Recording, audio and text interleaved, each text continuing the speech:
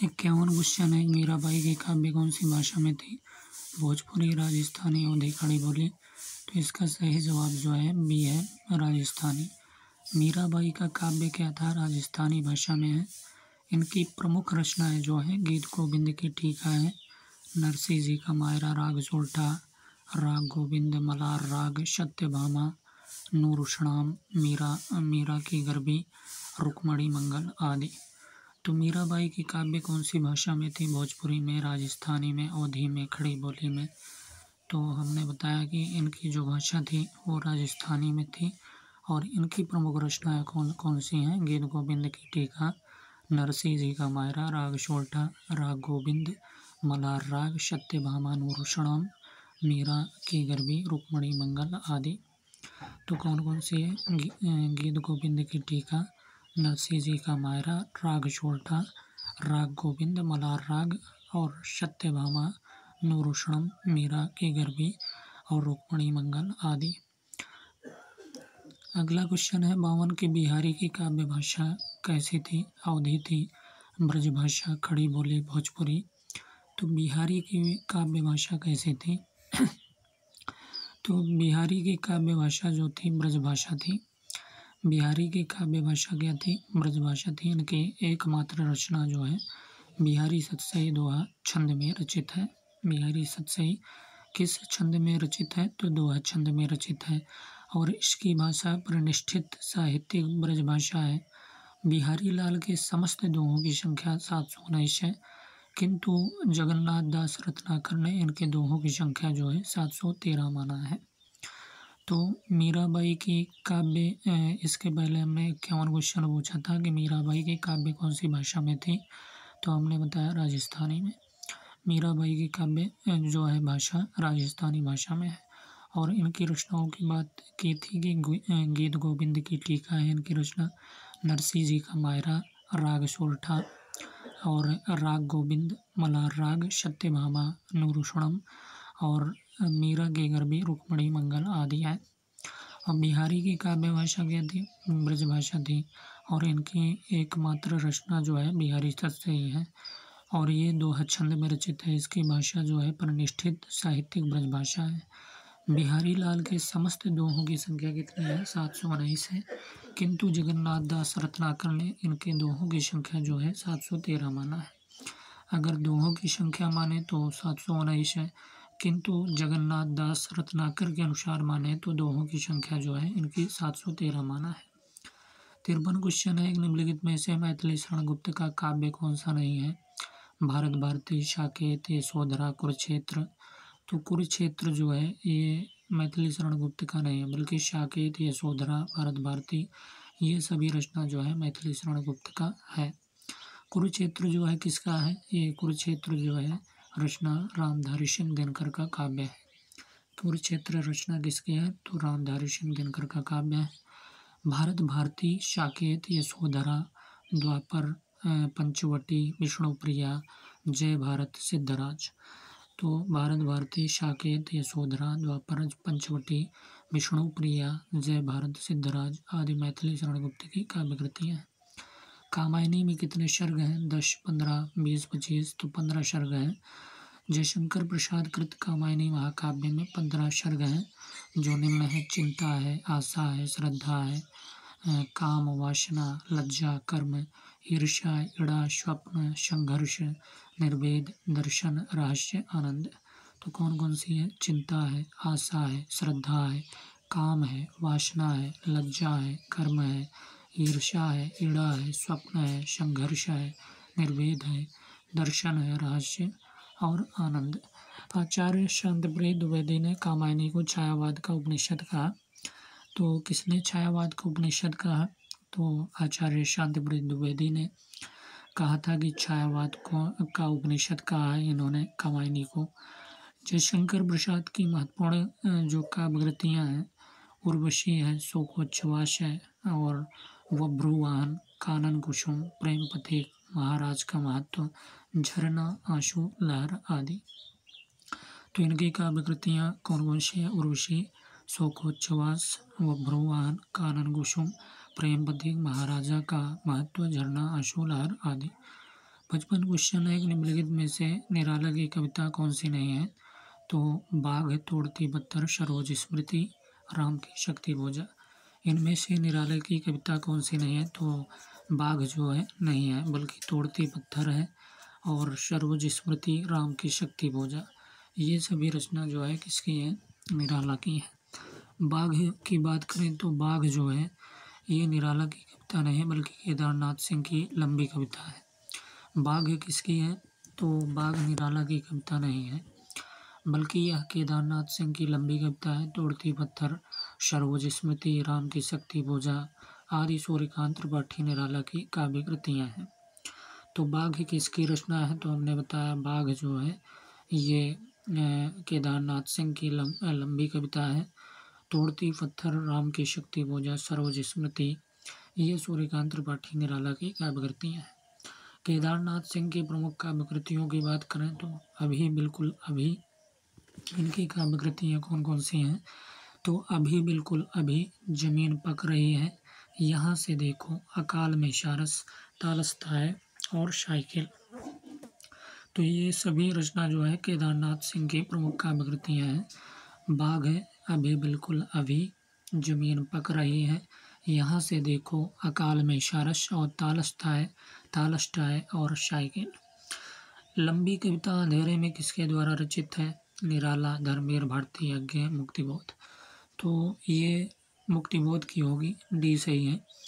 तो लंबी कविता अंधेरे में मुक्तिबोध द्वारा रचित है। इनकी अन्य प्रमुख काव्य कृतियाँ चाँद का मुँह टेढ़ा है, भूरी भूरी, खाक धूल, ब्रह्म राक्षस, अंतःकरण का आयतन, भूल गलती आदि।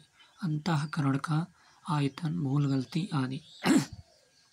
अंधेरे में का पहला प्रकाशन जो है कल्पना में 1964 ईस्वी में आशंका के द्वीप अंधेरे में नाम से हुआ। तो हमने क्या बताया? अंधेरे में का पहला प्रकाशन जो है कल्पना में 1964 ईस्वी में आशंका के द्वीप अंधेरे में नाम से हुआ। अज्ञेय की प्रमुख काव्य कृतियाँ असाध्य वीणा है, कलगी, बाजरे की, सांप, नदी के द्वीप, हरी घास पर क्षणभर, जितना तुम्हारा सच, शब्द और सत्य, यह दीप अकेला आदि। ये सभी काव्य कृतियाँ किसकी हैं? अज्ञेय की हैं। तो अज्ञेय की प्रमुख काव्य कृतियाँ किसकी हैं? असाध्य वीणा, कलगी, बाजरे की, सांप, नदी के द्वीप, हरी घास पर क्षणभर, जितना तुम्हारा सच, शब्द और सत्य, यह दीप अकेला आदि। तो ये सभी रचनाएं जो हैं अज्ञेय की प्रमुख काव्य कृतियाँ हैं। तो इसके पीछे क्या था? इसके पीछे लंबी कविता अंधेरे में किसके द्वारा रचित है? तो हमने बताया मुक्तिबोध द्वारा रचित है। भारतेंदु द्वारा रचित मौलिक नाटक कौन सा है? मुद्रा राक्षस, अंधेर नगरी, सत्य हरिश्चंद्र या भारत जननी। तो मौलिक नाटक बताना है भारतेंदु द्वारा रचित। तो अंधेर नगरी जो है ये मौलिक नाटक है भारतेंदु द्वारा रचित 1881 ईस्वी में। भारतेंदु हरिश्चंद्र द्वारा रचित मौलिक नाटक है, जबकि मुद्रा राक्षस, सत्य हरिश्चंद्र, भारत जननी, विद्या सुंदर, पाखंड विडम्बन, धनंजय विजय, दुर्लभ बंधु आदि भारतेंदु के अनुदित नाटक हैं। कौन कौन से? मुद्रा राक्षस हो गया, सत्य हरिश्चंद्र, भारत जननी, विद्या सुंदर, पाखंड विडम्बन, धनंजय विजय, दुर्लभ बंधु आदि भारतेंदु के क्या हैं? अनुदित नाटक हैं। भारतेंदु के द्वारा रचित मौलिक नाटक अगर बात करें तो मौलिक नाटक में वैद्य की हिंसा न भवति, प्रेम जोगनी है, भारत दुर्दशा, नील देवी, सती प्रताप आदि। ये सभी रचना जो है भारतेंदु के मौलिक नाटक है। वैद्य की हिंसा न भवति, प्रेम जोगनी, भारत दुर्दशा, नील देवी, सती प्रताप आदि। और अंधेर नगरी जो है ये भारतेंदु द्वारा रचित मौलिक नाटक है। अंधेर नगरी 1881 ईस्वी। और हरिश्चंद्र द्वारा रचित मौलिक नाटक, जबकि मुद्रा राक्षस हो गया सत्य हरिश्चंद्र, मुद्रा राक्षस, सत्य हरिश्चंद्र, भारत जननी, मुद्रा राक्षस, सत्य हरिश्चंद्र, भारत जननी, विद्या सुंदर हो गया पाखंड विडम्बन, धनंजय विजय, दुर्लभ बंधु आदि भारतेंदु के अनुदित नाटक हैं। कौन कौन सी? तो मुद्रा राक्षस, सत्य हरिश्चंद्र, भारत जननी, विद्या सुंदर, पाखंड विडम्बन, धनंजय विजय, दुर्लभ बंधु आदि भारतेंदु के अनुदित नाटक हैं। भारतेंदु के द्वारा रचित मौलिक नाटक वेद की हिंसा, हिंसा न भवति, प्रेम जोगनी, भारत दुर्दशा, नील देवी, सती प्रताप आदि। 58 क्वेश्चन है। रामचंद्र शुक्ल के निबंध आरंभ में किस नाम से प्रकाशित हुए थे? तो विचार विथि नाम से, या विचार वाटिका, विचार माला या विचार मणि। तो रामचंद्र शुक्ल के निबंध जो है आरंभ में किस नाम से प्रकाशित हुए थे? तो इसका सही जवाब ए है, विचार विथि के नाम से जो है आचार्य रामचंद्र शुक्ल के निबंध जो है आरंभ में प्रकाशित हुए थे। आचार्य रामचंद्र शुक्ल के निबंध आरंभ में विचार विथि नाम से 1930 ईस्वी में प्रकाशित हुए थे। शुक्ल जी ने लिखा है कि यदि गद्य कवियों या लेखकों की कसौटी है तो निबंध क्या है? गद्य की कसौटी है। भाषा की पूर्ण शक्ति का विकास निबंधों में ही सबसे अधिक संभव है। तो शुक्ल जी ने लिखा है कि यदि गद्य जो है कवियों या लेखकों की कसौटी है तो निबंध क्या है? गद्य की कसौटी है। भाषा की पूर्ण शक्ति का विकास निबंधों में ही सबसे अधिक संभव है। शुक्ल जी ने चिंतामणि भाग 1 में लिखा है कि इस पुस्तक में मेरी अंतर यात्रा में पड़ने वाले कुछ प्रदेश हैं, यात्रा के लिए निकलती रही हैं, बुद्धि पर हृदय को भी साथ लेकर। तो शुक्ल जी ने चिंतामणि भाग 1 में क्या लिखा है कि इस पुस्तक में मेरी अंतर यात्रा में पड़ने वाले कुछ प्रदेश हैं, यात्रा के लिए निकलती रही, बुद्धि पर हृदय को भी साथ लेकर। तो रामचंद्र शुक्ल के निबंध आरंभ में किस नाम से प्रकाशित हुए थे? तो हमने बताया विचार विथि के नाम से 1930 ईस्वी में प्रकाशित हुए थे। शुक्ल जी ने लिखा है कि यदि गद्य जो है कवियों या लेखकों की कसौटी है तो निबंध जो है गद्य की कसौटी है। भाषा की पूर्ण शक्ति का विकास निबंधों में ही सबसे अधिक संभव है। तो इसके पीछे प्रश्न था कि भारतेंदु द्वारा रचित मौलिक नाटक कौन सा है? तो हमने अंधेर नगरी बताया 1881 ईस्वी भारतेंदु हरिश्चंद्र द्वारा रचित मौलिक नाटक है। जबकि मुद्रा राक्षस, सत्य हरिश्चंद्र, भारत जन्नी विद्या सुंदर, पाखंड विडम्बन, धनंजय विजय, दुर्लभ बंधु आदि भारतेंदु से के क्या हैं? अनुदित नाटक है। और मौलिक नाटक में वेद की हिंसा, हिंसा न भवति, प्रेम जोगनी, भारत दुर्दशा, नील देवी, सती प्रताप आदि हैं। इसी के पीछे लंबी कविता अंधेरे में किसके द्वारा रचित है? तो हमने मुक्तिबोध के द्वारा बताया। और लंबी कविता अंधेरे में मुक्तिबोध द्वारा रचित। इनकी अन्य प्रमुख काव्य कृतियाँ हमने बताया चांद का मोटेड़ा है, भूरी भूरी कागधूल, ब्रह्म राक्षस, अंतःकरण का आयतन, भूल गलती आदि। अंधेरे में का पहला प्रकाशन कल्पना में 1964 ईस्वी में आशंका के द्वीप अंधेरे में नाम से हुआ। आगे की बात करें तो इनकी काव्य कृतियाँ असाध्य वीणा, कलगी, बाजरे की, सांप हो गया, नदी के द्वीप हो गए, हरी घास पर क्षण भर, जितना तुम्हारा सच, शब्द और सत्य, यह दीप अकेला आदि। उसके पीछे एक क्वेश्चन था कि निम्नलिखित में से निराला की कविता कौन सी नहीं है? तो बाघ नहीं था, बल्कि बाघ किसका है? केदारनाथ सिंह का है। तोड़ती पत्थर, सरोज स्मृति, राम की शक्ति पूजा। और केदारनाथ सिंह के काव्यकृति हमने बताया अभी बिल्कुल अभी, जमीन पक रही है, यहाँ से देखो, अकाल में सारस, तालष्टाय और साइकिल। कामायनी में कितने सर्ग हैं? तो हमने 15 सर्ग बताया। चिंता, आशा, श्रद्धा, काम, वासना, लज्जा, कर्म, ईर्ष्या, ईड़ा, स्वप्न, संघर्ष, निर्वेद, दर्शन, रहस्य, आनंद। और आचार्य शांतिप्रिय द्विवेदी ने कामायनी को छायावाद का उपनिषद कहा है। शांतिप्रिय द्विवेदी ने। जयशंकर प्रसाद की महत्वपूर्ण काव्यकृतियाँ तो उर्वशी, शोकोच्छ्वास व ब्रुवान, कानन कुसुम, प्रेम पथिक, महाराज का महत्व, झरना, आंसू लहर। कौन कौन सी हैं? उर्वशी, शोकोच्छ्वास व ब्रुवान, कानन कुसुम, प्रेम पथिक, महाराजा का महत्व, झरना, आंसू और लहर। फिर 53 क्वेश्चन है, निम्नलिखित में से मैथिली शरण गुप्त का काव्य कौन सा नहीं है इसमें से? तो भारत भारतीय, शाकेय देशोधरा, कुरुक्षेत्र। तो हमने बताया कुरुक्षेत्र नहीं है। कुरुक्षेत्र किसकी रचना है? तो रामधारी सिंह दिनकर का काव्य है कुरुक्षेत्र। भारत भारतीय, शाकेय देशोधरा, ये सभी रचना जो है मैथिली शरण गुप्त की है। कौन कौन सी? भारत भारती, शाकेय देशोधरा, द्वापर, पंचवटी, विष्णुप्रिया, जय भारत, सिद्धराज आदि। अगला क्वेश्चन है बिहारी काव्य भाषा क्या थी? तो हमने ब्रजभाषा बताया। बिहारी काव्य भाषा इनकी एकमात्र रचना जो है बिहारी सतसई है, दोहा छंद में रचित है और इसकी भाषा जो है प्रतिष्ठित साहित्यिक ब्रजभाषा है। बिहारी लाल के समस्त दोहों की संख्या 719 मानी गई है, किंतु जगन्नाथ दास रत्नाकर ने इनके दोहों की संख्या जो है 713 माना है। अगला 51 क्वेश्चन था कि मीराबाई की काव्य कौन सी भाषा में थी, तो राजस्थानी में हमने बताया। इनकी जो है काव्य कौन सी भाषा में थी, राजस्थानी भाषा में। और इनकी प्रमुख रचना हमने गीत गोविंद की टीका बताया, नरसिंह जी का मायरा, राग छोटा, राग गोविंद, मलार राग, सत्यभामानुरूषणम, मीरा की गरबी, रुक्मणी मंगल आदि है। अगला क्वेश्चन है कि अगला क्वेश्चन क्या है, तो अगला क्वेश्चन है कि अशोक के फूल किसके निबंधों का संग्रह है, तो अशोक के फूल महावीर प्रसाद द्विवेदी, रामचंद्र शुक्ल, हजारी प्रसाद द्विवेदी, विद्यानिवास मिश्र। तो हजारी प्रसाद द्विवेदी की क्या है, निबंध संग्रह है। अशोक के फूल क्या है, हजारी प्रसाद द्विवेदी के निबंधों का संग्रह है।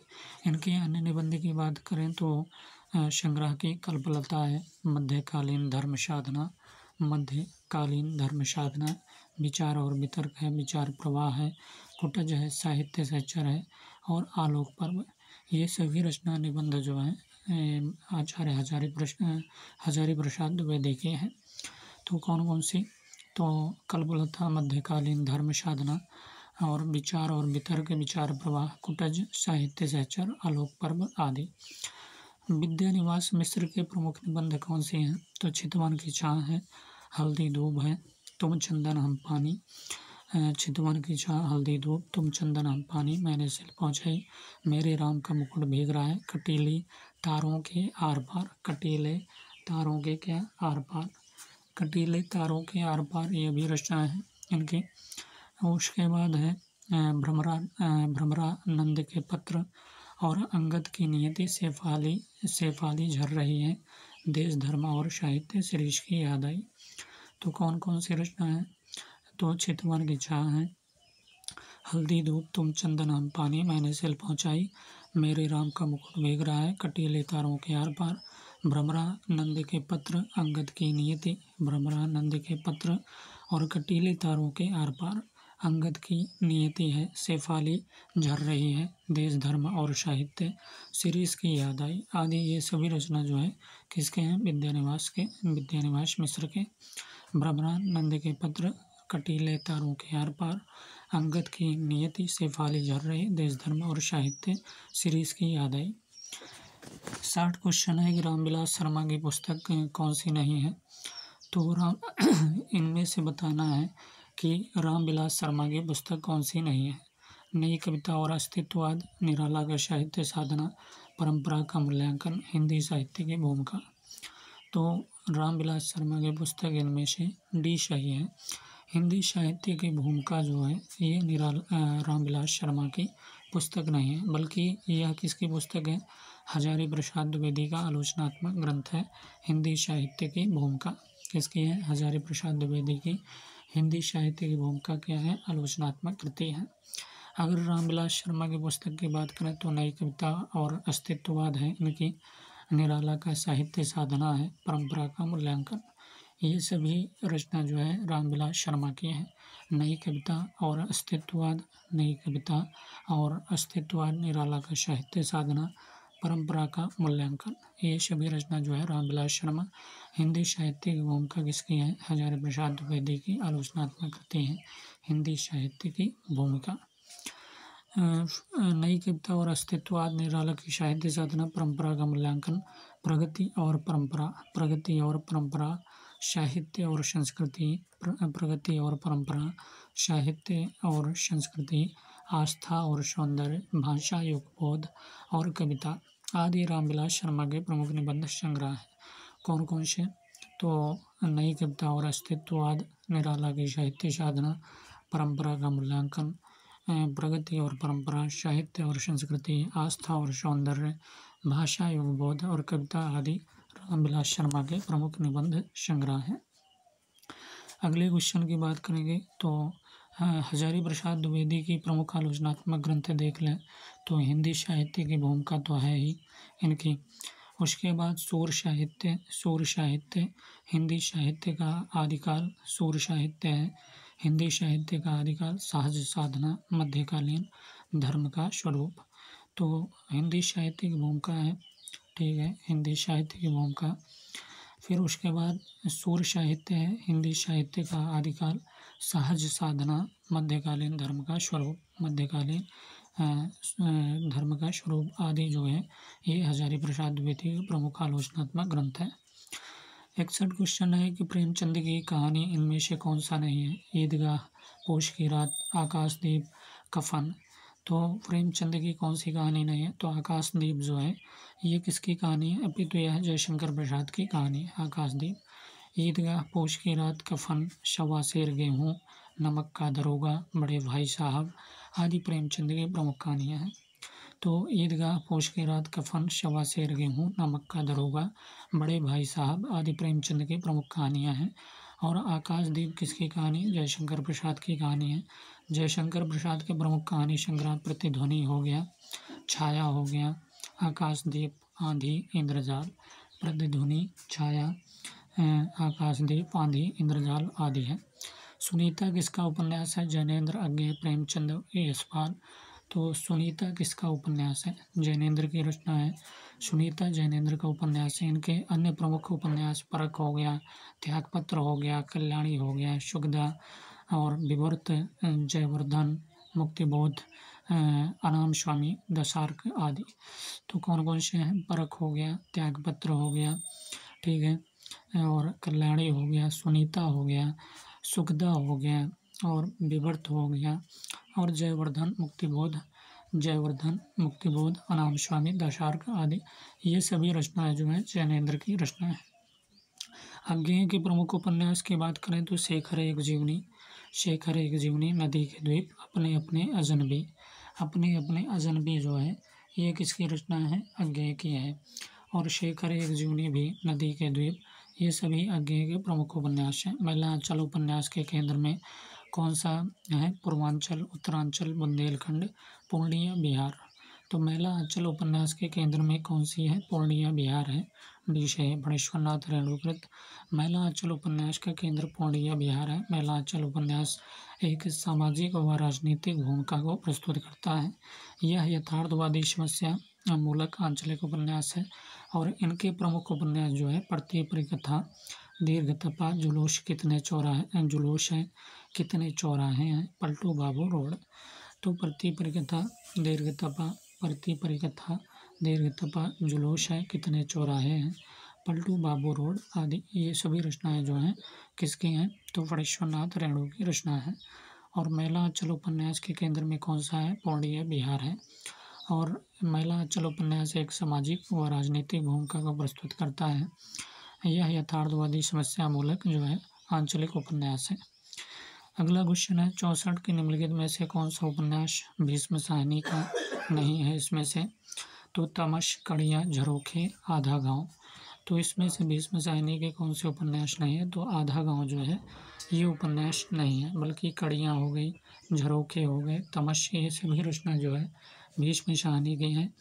अगर आधा गांव की बात करें तो ये राही मासूम रजा का उपन्यास है आधा गांव। जबकि तमस, कड़ियाँ, झरोखे, बसंती हो गया, मैया दास की माड़ी हो गई और कुंतो, नीलू, नीलिमा, नीलोफर, कुंतो, मैया दास की माड़ी, नीलिमा, नीलू, नीलिमा, नीलोफर आदि भीष्म साहनी के प्रमुख उपन्यास हैं। राही मासूम राजा के महत्वपूर्ण उपन्यास टोपी शुक्ला हो गया, हिम्मत जौनपुरी हो गया, आधा गांव हो गया, ओश की बूंद हो गई, दिल एक सादा कागज़, दिल क्या एक सादा कागज़, सीन 75, कटरा भी अर्जो आदि ये सभी रचना जो है राही मासूम रजा के महत्वपूर्ण उपन्यास हैं। टोपी शुक्ला, हिम्मत जौनपुरी, ओश की बूंद, दिल एक सादा कागज़, सीन 75, कटरा की बी आरजू ये सभी रचना जो है राही मासूम रजा की है। टोपी शुक्ला, हिम्मत जौनपुरी, ओश की बूंद, दिल एक सादा कागज़, सीन 75, कटरा बी आरजू आदि ये सभी रचना जो है किसकी है? राही मासूम रजा की है। निम्नलिखित में से कौन सा सुमेलित नहीं? तो धर्मवीर भारती, गुनाहों के देवता, कृष्णा शोभती जिंदगी नामा, ममता कालिया, बेघर, निर्मल वर्मा, आपका बंटी। तो इसमें से कौन सा सुमेलित नहीं है? तो डी सुमेलित नहीं है। निर्मल वर्मा, आपका बंटी, ये सुमेलित नहीं है, बल्कि ममता कालिया का जो रचना है बेघर, ये सही जवाब है। कृष्णा शोभती का जिंदगी नामा है, गुनाहों का देवता, धर्मवीर भारती। बेघर किसका है? ममता कालिया का। जिंदगी नामा कृष्णा शोभती, गुनाहों के देवता, धर्मवीर भारती। आपका बंटी किसका रचना है? तो आपका बंटी मन्नू भंडारी का उपन्यास है। अन्य सभी विकल्प जो है सुमेलित है। निर्मल वर्मा के प्रमुख उपन्यास की बात करें तो वे दिन इनकी रचना है। वे दिन, लालटेन की छत हो गया, एक चिथड़ा सुख हो गया, रात का रिपोर्टर और अंतिम अरण्य, ये सभी जो है निर्मल वर्मा के प्रमुख उपन्यास है। वे दिन, लालटेन की छत, एक चिथड़ा सुख, रात का रिपोर्टर, अंतिम अरण्य। वे दिन, लालटेन की छत, एक चिथड़ा सुख जो है ये निर्मल वर्मा का। रात का रिपोर्टर हो गया, अंतिम अरण्य, ये सभी निर्मल वर्मा के उपन्यास हैं। अगला क्वेश्चन है 66 क्वेश्चन है कि निम्नलिखित में से कौन सा सुमेलित नहीं है? शेखर जोशी का कोसी का गटवार, धर्मवीर भारती का बंद गली का आखिरी मकान, ममता कालिया का बादलों के घेरे, कृष्णा शोभती का सिक्का बदल गया। तो इसमें से कौन सा सुमेलित नहीं है? तो ममता कालिया का जो ये बादलों के घेरे हैं, ये जो है सुमेलित नहीं है, बल्कि यह बादलों के घेरे जो है कृष्णा शोभती द्वारा रचित कहानी विधा की रचना है। क्या है? कहानी है बादलों के घेरे, ममता कालिया की नहीं, कृष्णा शोभती का। शेखर जोशी की बात करें तो कोसी गटवार इनकी रचना है। धर्मवीर भारती का बंद गली का आखिरी मकान है, और कृष्णा शोभती का सिक्का बदल गया। कृष्णा शोभती की रचना कौन सी है? सिक्का बदल गया। कोसी का गटवार शेखर जोशी, बंद गली का आखिरी मकान धर्मवीर भारती, बादलों के घेरे कृष्णा शोभती की कहानी संग्रह है, विधा है बादलों के घेरे, कृष्णा शोभती का सिक्का बदल गया। तो ममता कालिया बादलों के घेरे सुमेलित नहीं, बल्कि बादलों के घेरे कृष्णा शोभती द्वारा रचित कहानी विधा की रचना है, जबकि अन्य सभी रचनाकार और रचना की दृष्टि से सुमेलित युग्म है। कृष्णा शोभती की प्रमुख कहानियाँ अगर बात करें तो कृष्णा शोभती की सिक्का बदल गया, ये इनकी रचना है, और बादलों के घेरे भी इनकी रचना है।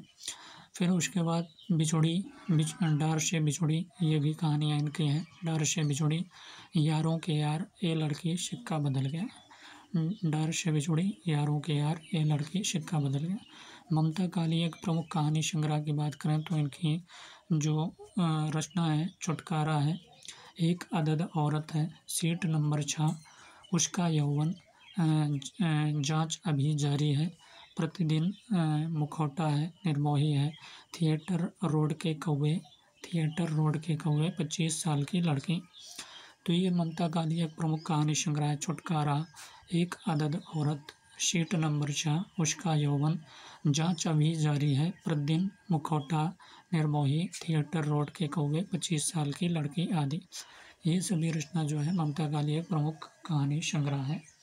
तो कौन कौन सी हैं? छुटकारा है, एक अदद औरत है, सीट नंबर 6 है, आपका यौवन है, जांच अभी जारी है, प्रतिदिन, मुखौटा, निर्मोही, थिएटर रोड के कौवे, 25 साल की लड़की आदि। ये सभी रचना किसकी है? ममता कालिया की है। 67 क्वेश्चन है कि अर्थ के आधार पर शब्द कितने प्रकार के होते हैं? तो अर्थ के आधार पर 2, 3, 4, 5, तो ये सही है। 2 अर्थ के आधार पर 2 होते हैं। शब्द कितने प्रकार? 2 प्रकार के होते हैं। पहला नंबर सार्थक होता है, दूसरा नंबर निरर्थक। तो अर्थ के आधार पर शब्द कितने प्रकार के होते हैं? 2 प्रकार के। पहला नंबर सार्थक और दूसरा निरर्थक। रचना के आधार पर शब्द में के कितने भेद होते हैं? तो रचना के आधार पर 2, 3, 4, 5। तो रचना के आधार पर 3 प्रकार के होते हैं। शब्द कितने के भेद कितने होते हैं? 3 भेद होते हैं। पहला नंबर रूढ़, और दूसरा नंबर योगी, और तीसरा नंबर योग रूढ़। निम्नलिखित में से यौगिक शब्द छांटिए। तो इसमें से पीला, जलज, लंबोदर, दूध वाला। तो यौगिक कौन सा है? पीला है, या जलज है, या लंबोदर है, या दूध वाला? तो दूध वाला जो है ये यौगिक शब्द है। रूढ़ शब्द किसे कहते हैं? जिन शब्दों के खंड सार्थक ना हो, अर्थात जो किसी के लिए रूढ़ हो जाए, उन्हें रूढ़ कहते हैं। जैसे पीला हो गया, नीला हो गया, नाक, कान आदि, ये रूढ़ शब्द है। यौगिक शब्द किसे यौगिक शब्द किसे कहते हैं? ऐसे शब्द जो दो शब्दों के मेल से बनते हैं और जिनके खंड सार्थक होते हैं, जिनके खंड क्या होते हैं? सार्थक होते हैं, यौगिक शब्द कहलाते हैं। जैसे दूध वाला, छल छंद, घुड़सवार आदि, ये यौगिक शब्द कहलाते हैं। जैसे दूध वाला, छल छंद, घुड़सवार आदि। योग रूढ़ शब्द किसे कहते हैं? ऐसे शब्द जो यौगिक तो होते हैं पर अर्थ के विचार से अपने सामान्य अर्थ को छोड़ किसी परंपरा से विशेष अर्थ के परिचायक हैं, योग रूढ़ कहलाते हैं। तो योग रूढ़ शब्द किसे कहते हैं? ऐसे शब्द जो यौगिक तो होते हैं पर अर्थ के विचार से अपने सामान्य अर्थ को छोड़ किसी परंपरा से विशेष अर्थ के परिचायक हैं, योग रूढ़ कहलाते हैं। जैसे लंबोदर हो गया, पंकज, जलज, चक्रपाणि, ये सभी जो है योग रूढ़ शब्द हैं। तो ऐसे शब्द जो यौगिक तो होते हैं पर अर्थ के विचार से अपने सामान्य अर्थ को छोड़ किसी परंपरा से विशेष अर्थ के परिचायक हैं, वे योग रूढ़ कहलाते हैं। लंबोदर, पंकज, जलज, चक्रपाणि आदि जैसे। इसमें 70 क्वेश्चन है। निम्नलिखित में से तत्सम शब्द कौन सा है? आग है, फूल है, वत्स है या मोर है? तो इसमें से तत्सम शब्द कौन सा है? तो तत्सम शब्द की बात करें तो ये वत्स जो है सी सही है। वत्स तत्सम शब्द है और इसका तद्भव क्या होगा? बच्चा होता है। वत्स क्या है? तत्सम शब्द है और इसका जो है तद्भव क्या होगा? वत्स का बच्चा होता है तद्भव शब्द। इस प्रकार अगर और देखें तो आग का अग्नि होता है, फूल का पुष्प होता है, मोर का मयूर होता है, मैं का अहम होता है। मैं का क्या होता है? अहम, मोर का मयूर, फूल का पुष्प, आग का अग्नि और वत्स का क्या होगा? बच्चा होगा। 71 क्वेश्चन है। निम्नलिखित में से तद्भव शब्द कौन सा है? आलस्य, ओष्ठ, ऊंच, उच्च या ऊंट? तो इसमें से तद्भव शब्द कौन सा है? आलस्य, ओष्ठ, उच्च या ऊंट? तो ऊंट जो है तद्भव शब्द है, इसका तत्सम उष्ण होगा और तत्सम में आलस्य, ओष्ठ, उच्च ये सभी आ जाएंगे। आलस्य जो है आलस्य तद्भव होगा आलस्य का, और ओष्ठ का होठ होगा, उच्च का ऊंचा होगा, घोटक का घोड़ा होगा। 72 क्वेश्चन है। निम्नलिखित में से कौन सा चंद्र का पर्यायवाची चिन्ह है? सुधाकर, सुधाधर या प्रभाकर, निशाकर? तो कौन सा जो है प्रभाकर जो है ये चंद्र का पर्यायवाची शब्द नहीं है बल्कि सूर्य का पर्याय है, जबकि सुधाकर हो गया, सुधाधर हो गया और निशाकर ये सभी जो है चंद्रमा के पर्यायवाची हैं।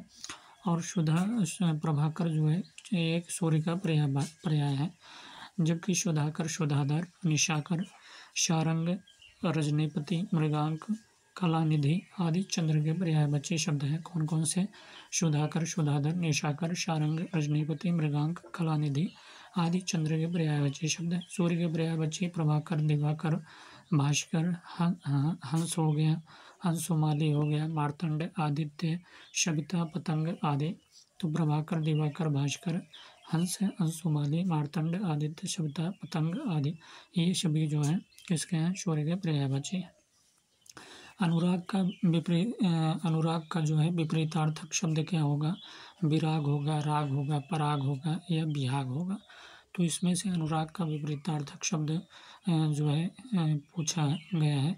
तो अनुराग का क्या होगा? विराग होगा। अनुराग का विलोम विराग होगा, जबकि राग का भी विलोम विराग होगा। तो राग का भी विलोम विराग होगा, अनुराग का विलोम भी विराग होगा।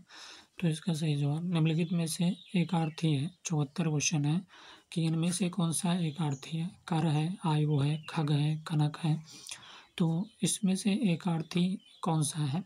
तो बी सही है। आयु जो है एकार्थी शब्द है जिसका अर्थ क्या होता है? उम्र होगा, जबकि अन्य सभी अनेकार्थी शब्द हैं। जैसे कर हो गया, खग हो गया, कनक। तो कर का अनेकार्थी क्या होगा? कर का हाथ भी होता है, टैक्स भी होता है कर का, किरण भी होता है कर का और शूण भी होता है। तो कर का हाथ भी अनेकार्थी है, टैक्स भी होता है, किरण भी होता है और शूण भी होता है। कनक की बात करें तो धतूरा भी होता है और सोना भी होता है। खग की बात करें तो पक्षी, तारा, गंधर्व और बाण। तो खग क्या है? पक्षी, तारा, गंधर्व, बाण अनेकार्थी शब्द। धन की बात करें तो संपत्ति और योग, इसका अनेकार्थी शब्द है। पत्र की बात करें तो पत्ता और चिट्ठी, पंख, ये सभी अनेकार्थी शब्द हैं। अगला क्वेश्चन है 75 के निम्नलिखित में से अनेकार्थी शब्द कौन सा है? स्वागत, आदेश, पुस्तक, अंक। तो डी सही है। अंक जो है अनेकार्थी शब्द है जिसका अर्थ गिनती के अंक होंगे। नाटक के अंक अध्याय होगा और चिन्ह हो गया संख्या भाग्य, जबकि स्वागत आदेश पुस्तक एक अर्थी शब्द है। 76 क्वेश्चन है कि कुल और कुल शब्द युग्म का सही अर्थ क्या होगा। तो कुल और कुल, तो शांत योग होगा, योग शांत हो गया, वंश है किनारा होगा या किनारा वंश होगा। तो सी सही जवाब है। एक कुल का अर्थ क्या होगा, वंश होगा। एक कुल का अर्थ क्या होगा, वंश होगा, और कुल का अर्थ क्या होगा, किनारा होगा। एक कुल का अर्थ क्या होगा, किनारा होगा। 77 क्वेश्चन है प्रत्यय वह शब्दांश है जो किसी शब्द के पहले जुड़ता है, किसी शब्द के बाद में जुड़ता है, किसी शब्द के मध्य में जुड़ता है, कहीं भी जुड़ सकता है, किसी शब्द के बाद में जुड़ता है, भी सही है। प्रत्यय वह शब्दांश है जो किसी शब्द के बाद में जुड़ता है, जैसे होनहार, कारक, नयन, शक्ति आदि। मूलतः प्रत्यय दो प्रकार के होते हैं, कृत और तद्धित प्रत्यय। 78 क्वेश्चन है कि उपसर्ग के संदर्भ में कौन सा कथन गलत है। इससे शब्द के अर्थ में बदलाव होता है, कभी कभी शब्द के अर्थ में प्रतिकूलता उत्पन्न होती है, कभी कभी शब्द के अर्थ में विशेष अंतर नहीं आता, उपसर्ग का स्वतंत्र रूप से उपयोग होता है। तो उपसर्ग का क्या होता है, स्वतंत्र रूप से उपयोग होता है, यह कथन जो है संदर्भ में सही है। उपसर्ग का स्वतंत्र रूप से उपयोग होता है, उपसर्ग के संदर्भ में यह गलत कथन है, जबकि अन्य सभी कथन जो है उपसर्ग के संदर्भ में सही है। तो इससे शब्द के अर्थ में बदलाव होता है, इससे क्या होता है, शब्द के अर्थ में बदलाव होता है। कभी कभी शब्द के अर्थ में क्या होती है, प्रतिकूलता उत्पन्न होती है, और कभी कभी शब्द के अर्थ में विशेष अंतर नहीं आता। तो उपसर्ग किसे कहते हैं, उस शब्दांश या अव्यय को कहते हैं जो किसी शब्द के पहले आकर उसका विशेष अर्थ प्रकट करता है, जैसे अतिकाल, उत्तम, निदर्शन, प्रतिनिधि आदि, जो यह उपसर्ग है। 69 क्वेश्चन है कि जिस समास में सभी पद प्रधान होते हैं वह कौन सा समास कहलाता है। तत्पुरुष समास, द्वंद्व समास, द्विगु समास या बहुब्रीहि समास। तो जिस समास में सभी पद प्रधान होते हैं तो उसे कौन सा समास कहा जाता है। तो द्वंद्व समास कहा जाता है, कि जिस समास में सभी पद प्रधान होते हैं वह द्वंद्व समास कहलाता है। जैसे माँ बाप, पाप पुण्य आदि। माँ बाप, पाप पुण्य आदि, ये क्या है, द्वंद्व समास है। बहुब्रीहि समास की बात करें तो समास में आए पदों को छोड़कर जब किसी अन्य पदार्थ की प्रधानता हो तब उसे बहुब्रीहि समास कहते हैं, जैसे जितेंद्रिय, शूलपाणी आदि। तो बहुब्रीहि समास किसे कहते हैं, समास में आए पदों को छोड़कर जब किसी अन्य पदार्थ की प्रधानता हो तब उसे बहुब्रीहि समास कहते हैं, जैसे जितेंद्रिय, शूलपाणी आदि। ये क्या है, बहुब्रीहि समास है। और जिस समास में सभी पद प्रधान होते हैं वह क्या कहलाता है, द्वंद्व समास कहलाता है। 80 क्वेश्चन है कि समास के संदर्भ में कौन सा कथन गलत है। तत्पुरुष समास में प्रथम पद प्रधान होता है, तत्पुरुष समास में अंतिम पद प्रधान होता है, अव्ययी समास में पूर्व पद की प्रधानता होती है, अव्ययी समास में पूर्व पद अव्यय होता है। तो ये जो है ये कथन गलत है कि तत्पुरुष समास में प्रथम पद प्रधान होता है, बल्कि सही क्या है, तत्पुरुष समास में अंतिम पद प्रधान होता है, और अव्ययी भाव समास में पूर्व पद की प्रधानता होती है, और अव्ययी भाव समास में पूर्व पद अव्यय होता है। तो तत्पुरुष समास में प्रथम पद प्रधान होता है, समास के संदर्भ में यह कथन गलत है, जबकि अन्य सभी कथन समास के संदर्भ में सही है। तत्पुरुष समास में अंतिम पद प्रधान होता है, इस समास में साधारणतः प्रथम पद विशेषण और द्वितीय पद विशेष होता है, बाद वाले पद के विशेष होने के कारण इस समास में उसकी प्रधानता रहती है। 81 क्वेश्चन है कि शब्द जब वाक्य में प्रयुक्त हो जाते हैं तब क्या कहलाते हैं। शब्द कहलाते हैं, पद कहलाते हैं, पदबंध समास। तो शब्द जब वाक्य में प्रयुक्त हो जाते हैं तब क्या कहलाते हैं, तो भैया इसे पद कहा जाता है। क्या कहा जाता है, पद कहा जाता है, बी सही है। शब्द जब वाक्य में प्रयुक्त हो जाते हैं तब वे पद कहलाते हैं। शब्द ध्वनियों के मेल से बने सार्थक वर्ण समुदाय को शब्द कहते हैं। तो शब्द जब वाक्य में प्रयुक्त हो जाते हैं तब क्या कहलाते हैं, पद कहलाते हैं। तो शब्द जब वाक्य में प्रयुक्त हो जाते हैं तो वे पद कहलाते हैं। शब्द ध्वनियों के मेल से बने सार्थक वर्ण समुदाय को शब्द कहते हैं। पदबंध किसे कहते हैं, वाक्य के उस भाग को जिसमें एक से अधिक पद परस्पर संबंध होकर अर्थ तो देते हैं किंतु पूरा अर्थ नहीं देते, पदबंध या वाक्यांश कहलाते हैं। समास किसे कहते हैं? दो या अधिक शब्दों का परस्पर संबंध बताने वाले शब्दों अथवा प्रत्ययों का लोप होने पर उन दो या अधिक शब्दों से जो स्वतंत्र शब्द बनता है उस शब्द को सामासिक शब्द कहते हैं, और उन दो या अधिक शब्दों का जो संयोग होता है वह समास कहलाता है। 82 क्वेश्चन है कि जिस शब्द से किसी एक वस्तु या व्यक्ति का बोध हो उसे क्या कहते हैं? व्यक्तिवाचक संज्ञा, जातिवाचक संज्ञा, भाववाचक संज्ञा या समूहवाचक संज्ञा। तो उससे भैया व्यक्तिवाचक संज्ञा कहेंगे कि जिस शब्द से किसी एक वस्तु या व्यक्ति का बोध हो उसे क्या कहते हैं? व्यक्तिवाचक संज्ञा कहते हैं। जैसे राम हो गया, गंगा हो गया, गांधी, वाराणसी आदि, ये सभी जो है व्यक्तिवाचक संज्ञा है। राम, गंगा, गांधी, वाराणसी आदि। जातिवाचक संज्ञा जिन संज्ञाओं से एक ही प्रकार की वस्तुओं अथवा व्यक्तियों का बोध हो उन्हें जातिवाचक संज्ञा कहते हैं। जैसे वाहन, मंत्री, प्रोफेसर, न्याय आदि, ये जातिवाचक संज्ञा है। तो जिन संज्ञाओं से एक ही प्रकार की वस्तुओं अथवा व्यक्तियों का बोध हो उन्हें जातिवाचक संज्ञा कहते हैं। जैसे वाहन, मंत्री, प्रोफेसर, न्याय आदि। भाववाचक संज्ञा किसे कहते हैं? जिस संज्ञा शब्द से व्यक्ति या वस्तु के गुण या धर्म, दशा अथवा व्यापार का बोध होता है उसे भाववाचक संज्ञा कहते हैं। क्या? जिस संज्ञा शब्द से व्यक्ति हो गया, वस्तु के गुण या धर्म, दशा अथवा व्यापार का बोध होता है उसे भाववाचक संज्ञा कहते हैं। जैसे लंबाई हो गया, बुढ़ापा, मिठास और नम्रता, ये सभी भाववाचक संज्ञा में आते हैं। हिंदी में कुल कितने सर्वनाम हैं? 7 हैं, 9 हैं, 11 हैं, 13 हैं। तो हिंदी में कुल कितने सर्वनाम हैं? सी सही है, 11 सर्वनाम हैं हिंदी में कुल। तो हिंदी में कुल 11 सर्वनाम हैं जो निम्नलिखित हैं। जैसे मैं हो गया, तू हो गया, आप, यह, वह, जो, सो, कोई, कुछ, कौन, क्या, ये जो है 11 सर्वनाम हैं। तो हिंदी में कुल कितने सर्वनाम? 11 सर्वनाम हैं। उसमें है मैं हो गया, तू हो गया, आप हो गए, यह, वह, जो, सो, कोई, कुछ, कौन, क्या। प्रयोग के अनुसार सर्वनाम के 6 भेद हैं जो इस प्रकार हैं। पहला नंबर पुरुषवाचक है, दूसरा निजवाचक और तीसरा निश्चयवाचक और चौथा नंबर अनिश्चयवाचक, संबंधवाचक, प्रश्नवाचक। तो पहला नंबर पुरुषवाचक है, दूसरा निजवाचक, तीसरा निश्चयवाचक और चौथा अनिश्चयवाचक, संबंधवाचक और प्रश्नवाचक। ये सभी जो है सर्वनाम के भेद हैं। तो पुरुषवाचक, निजवाचक, निश्चयवाचक और अनिश्चयवाचक, संबंधवाचक, प्रश्नवाचक, ये सभी सर्वनाम के भेद हैं। सर्वनाम उस विकारी शब्द को कहते हैं जो पूर्वापर संबंध से किसी भी संज्ञा के बदले आता है। तो सर्वनाम किसे कहते हैं?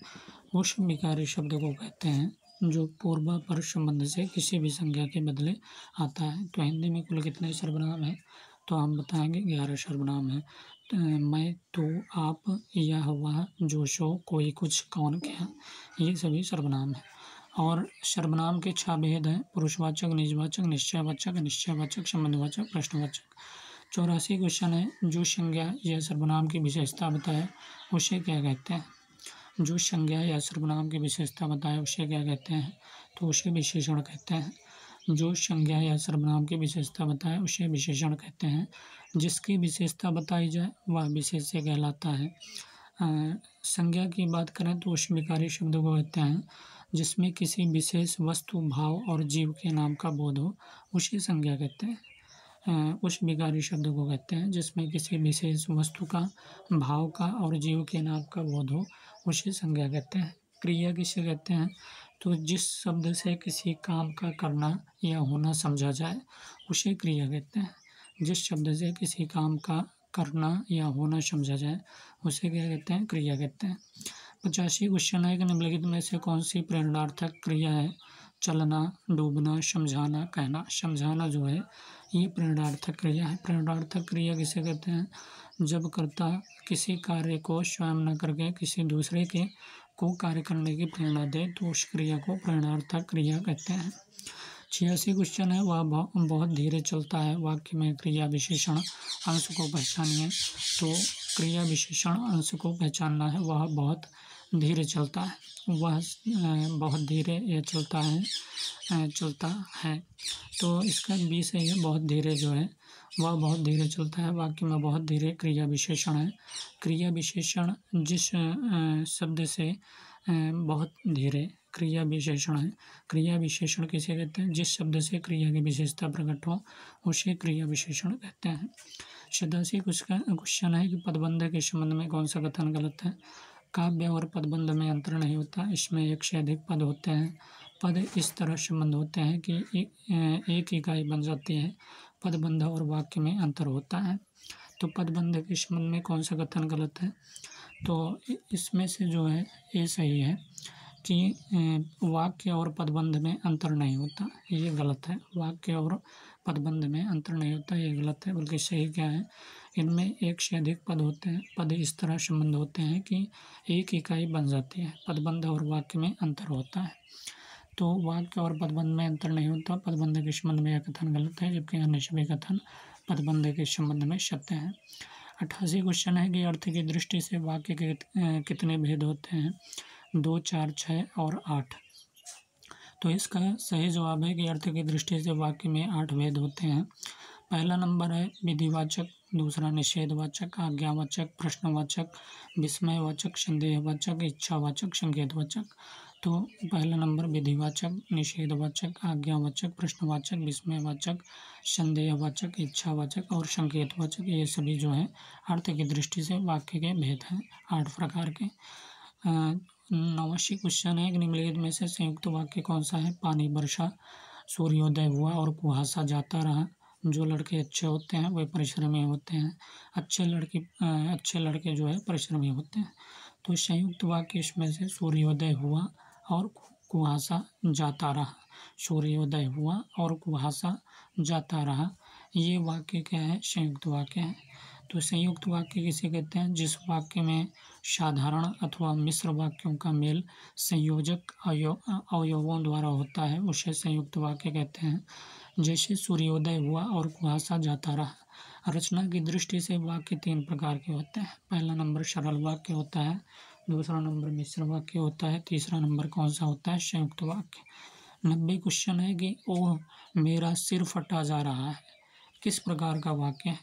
ओह मेरा सिर फटा जा रहा है निषेधवाचक वाक्य है, आज्ञावाचक वाक्य है, प्रश्नवाचक वाक्य है या विस्मयवाचक वाक्य है? तो ये विस्मयवाचक वाक्य है कि ओह मेरा सिर फटा जा रहा है, यह विस्मयवाचक वाक्य का उदाहरण है। विस्मयवाचक वाक्य किसे कहते हैं? जिसमें आश्चर्य हो, दुख का बोध हो, उसे विस्मयवाचक वाक्य कहते हैं। निषेधवाचक वाक्य किसे कहते हैं? जिसमें किसी बात के न होने का बोध हो, जैसे हमने खाना नहीं खाया, तो ये निषेधवाचक वाक्य है। 91 क्वेश्चन है कि वाक्य रचना के संदर्भ में कौन सा कथन सही नहीं? तो कर्ता के रचना विस्तार को कर्ता के बाद में आना चाहिए, क्रिया के विस्तार को विधेय के पहले रखना चाहिए, संबोधन आरंभ में आता है, क्रिया विशेषण क्रिया के पहले आता है।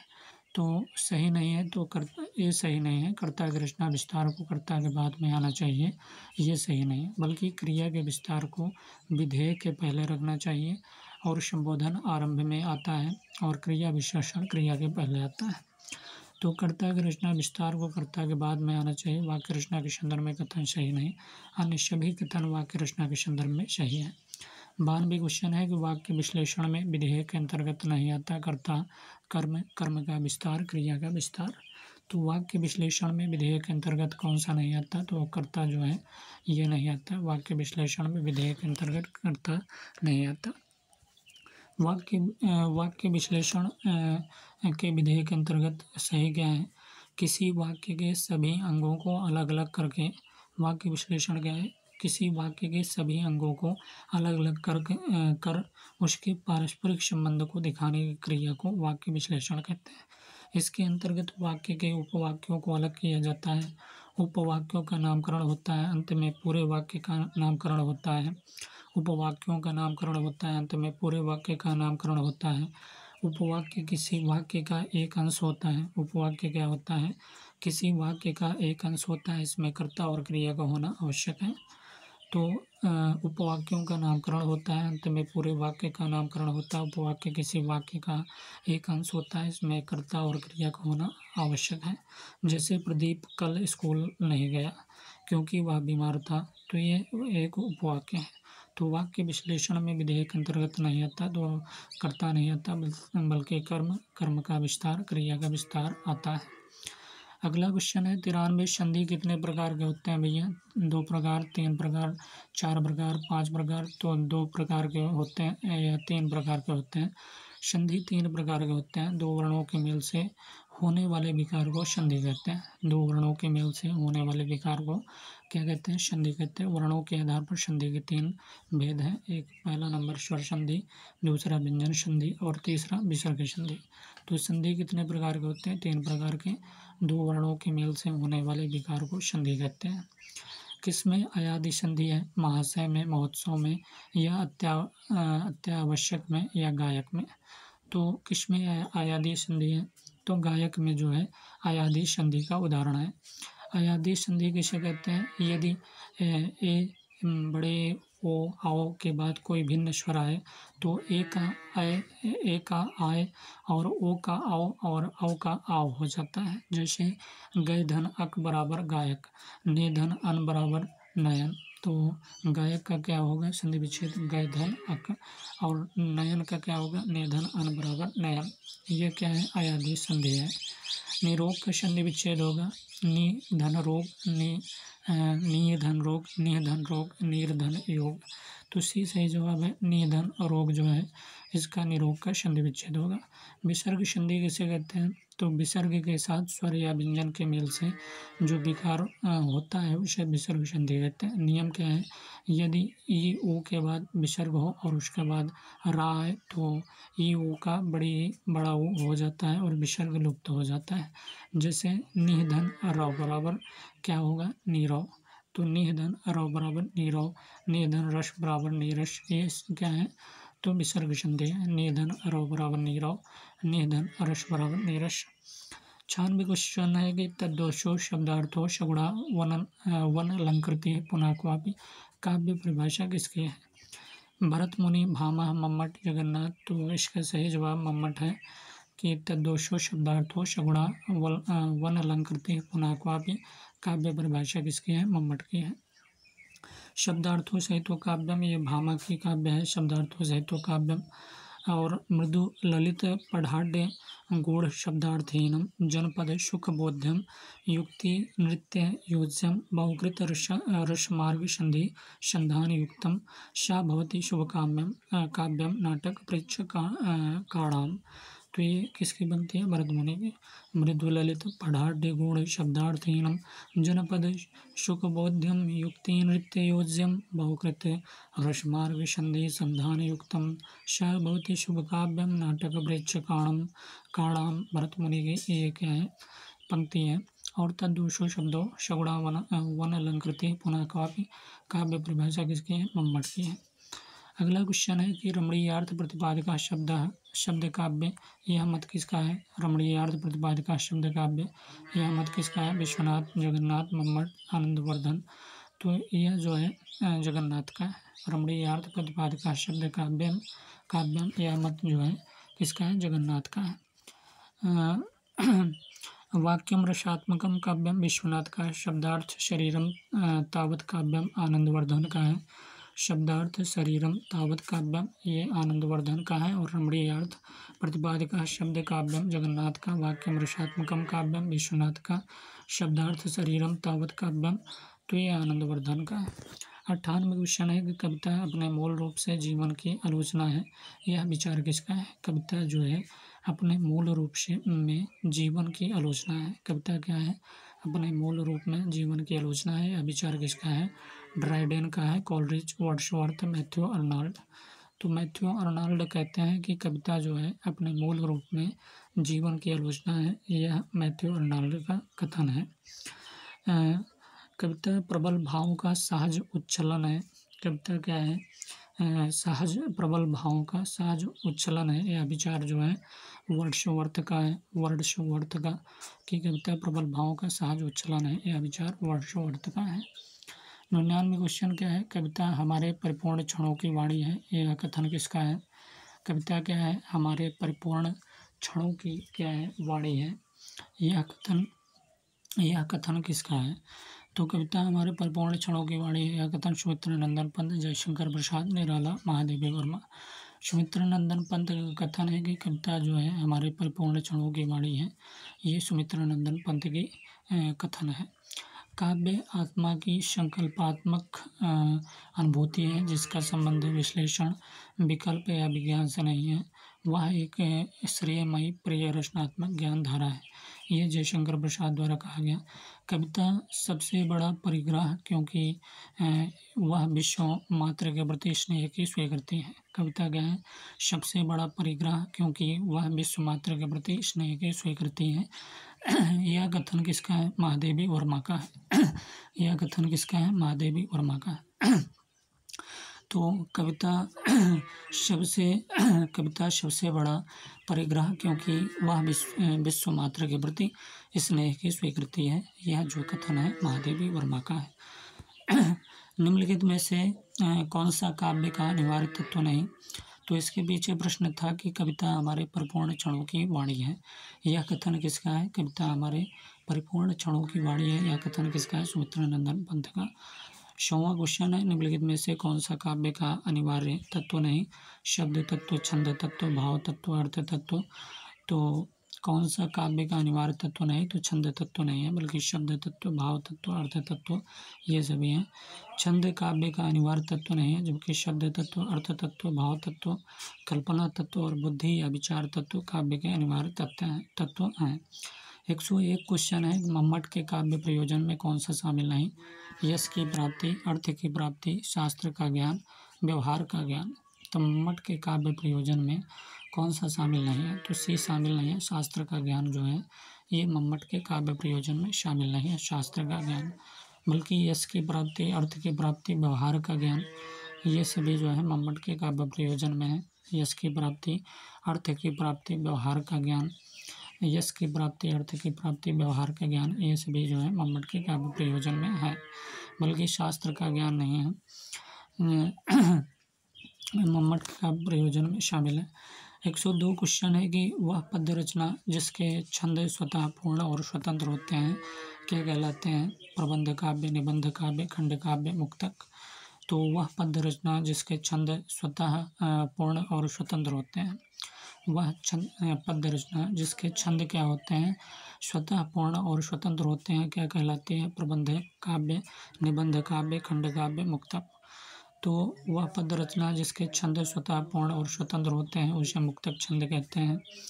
उसे क्या कहते हैं? मुक्तक काव्य कहलाते हैं। कि वह पद्य रचना जिसके छंद स्वतः पूर्ण और स्वतंत्र होते हैं वे मुक्तक काव्य कहलाते हैं। प्रबंध काव्य कैसे कहते हैं? इसमें प्रमुख कथा काव्य के आदि से अंत तक क्रमबद्ध रूप में चलती है। तो इसमें प्रमुख कथा काव्य के आदि से अंत तक जो है क्रमबद्ध रूप से चलती है, उसे प्रबंध काव्य कहते हैं। खंड काव्य कैसे कहते हैं? यह प्रबंध काव्य का एक रूप है। जीवन की किसी घटना विशेष को लेकर लिखा गया काव्य खंड काव्य है। तो यह प्रबंध काव्य का एक रूप है। जीवन की किसी घटना विशेष को लेकर लिखा गया काव्य खंड काव्य है। महाकाव्य के संदर्भ में कौन सा गलत है? तो इसमें कोई भी रस जो है प्रधान रस हो सकता है महाकाव्य के संदर्भ में, तो गलत बताना है। इसमें श्रृंगार, वीर और शांत रस में किसी एक की प्रधानता होनी चाहिए और इसकी कथा विस्तृत होती है और इसे 8 से अधिक सर्गों में संगठित होना चाहिए। तो ये जो है ये कथन गलत है कि इसमें कोई भी रस प्रधान रस हो सकता है, बल्कि सही क्या है? इसमें श्रृंगार, वीर और शांत रस में किसी एक की प्रधानता होनी चाहिए और इसकी कथा विस्तृत होती है। इसे 8 से अधिक सर्गों में संगठित होना चाहिए। तो ये सही है। कहानी का तत्व कौन सा नहीं है? कथा, वस्तु, चरित्र चित्रण, देश काल, अभिनय। तो अभिनय जो है कहानी का तत्व नहीं है, बल्कि चरित्र चित्रण, कथा, वस्तु, देश काल ये सभी है। बल्कि अभिनय जो है यह नाटक का तत्व है, जबकि कथा, वस्तु, चरित्र चित्रण हो गया तथा देश काल, वातावरण कहानी के तत्व हैं। 105 क्वेश्चन है कि रसो व साह की अवधारणा किससे संबंध है? रसो व साह की अवधारणा किससे संबंध है? छांदोग्य उपनिषद, कठोपनिषद, तैत्तिरीय उपनिषद, मुंडकोपनिषद। तो यह सी सही है इसका। तैत्तिरीय उपनिषद जो है रसों व साह की अवधारणा किससे संबंध है? तो तैत्तिरीय उपनिषद से है। तो तैत्तिरीय उपनिषद की मान्यता है कि रसो व साह अर्थात रस आनंद स्वरूप ब्रह्म है। तो रसो व साह की अवधारणा किससे संबंध है? तो तैत्तिरीय उपनिषद से है।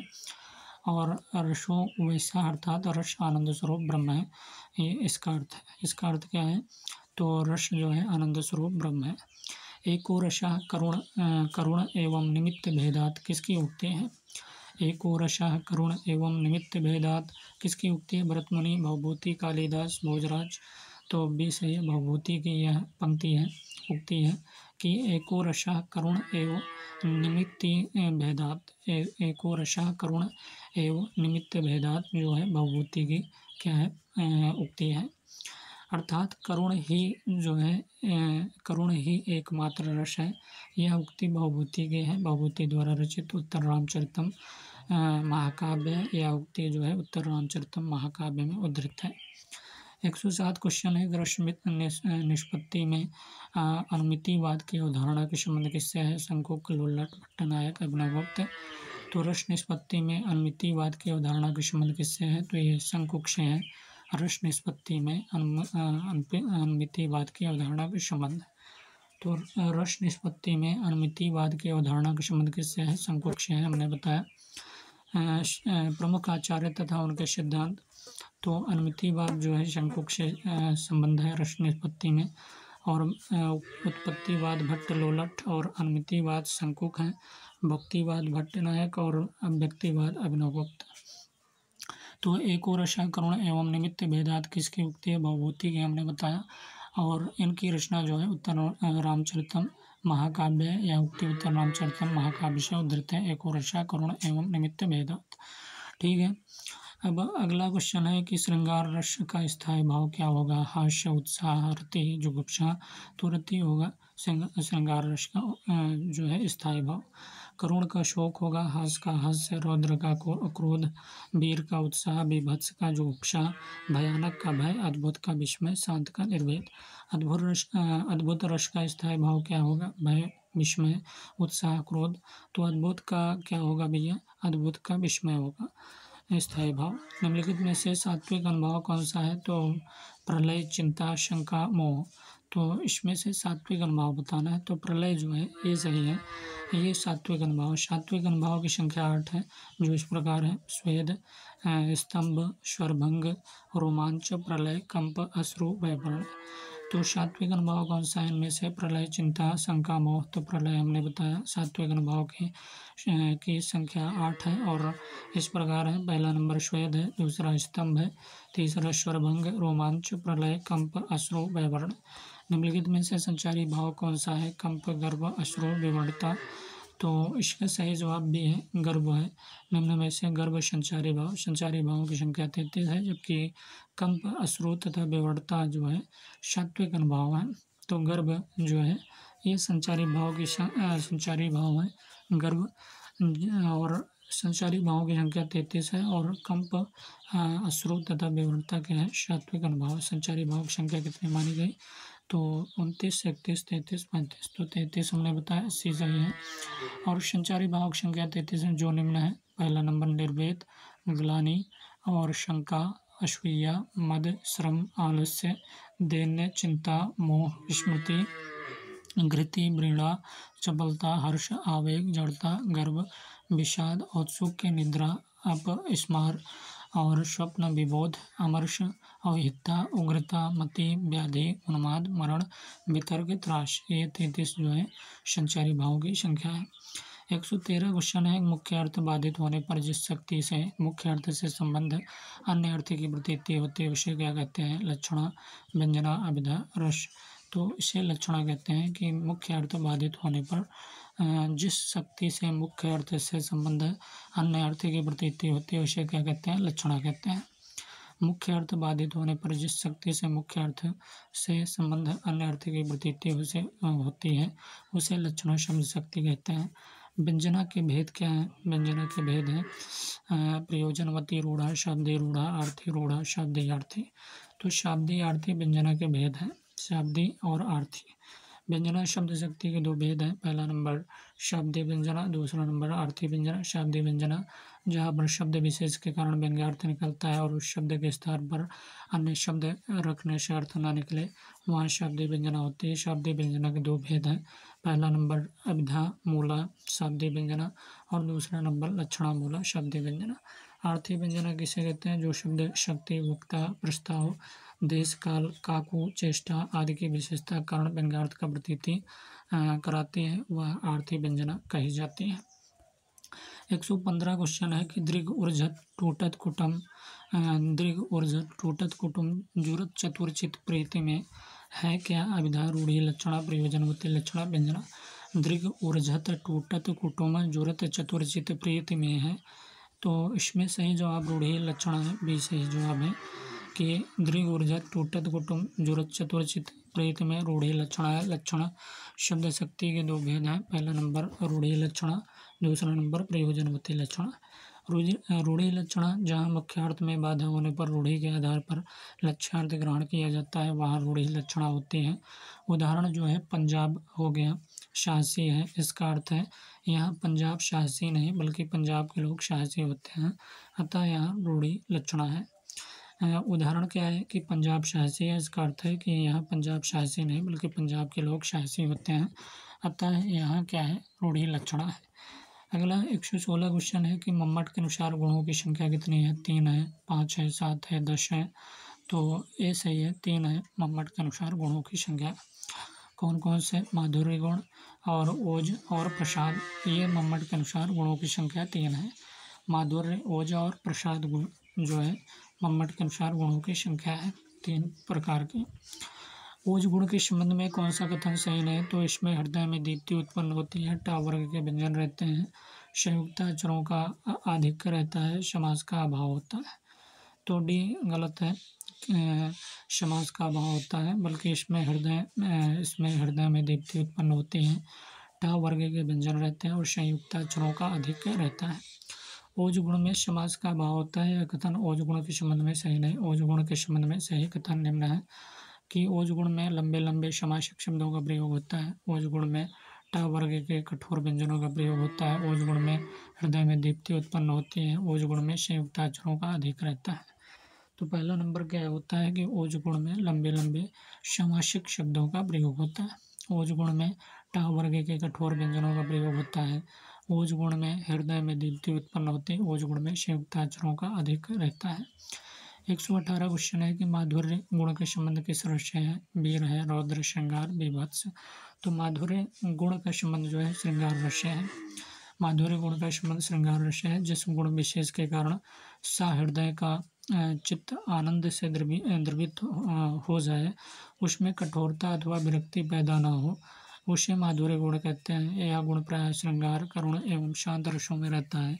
इसमें टा वर्ग के शब्द पंचम वर्णों के संयोग से बने शब्द व लंबे पद नहीं होते। उदाहरण है कि बीती विभावरी जागरी, अंबर पनघट में डुबो रही तारा घट उषा नागरी। तो ये जो है माधुर्य गुण का संबंध माधुर्य गुण है। तो हमने बताया माधुर्य गुण के बारे में कि माधुर्य गुण उसे कहते हैं